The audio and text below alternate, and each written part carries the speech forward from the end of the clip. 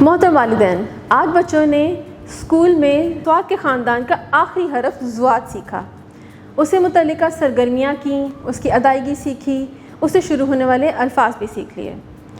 گھر میں بچوں کی رینفورسمنٹ کے لیے ضروری ہے کہ آپ ان کی ڈائری چیک کریں اور ٹیچر کے ساتھ ہفتہ وار یا مہینہ وار ایک میٹنگ ضرور رکھیں اور ان کی رپورٹنگ لیں۔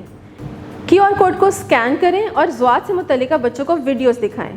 آج بچوں نے ایک سرگرمی کی جس میں ان کے اساتذہ نے پانی کا استعمال بتایا اور بچوں کو یہ بتایا کہ ہمیں پانی ضائع نہیں کرنا چاہیے۔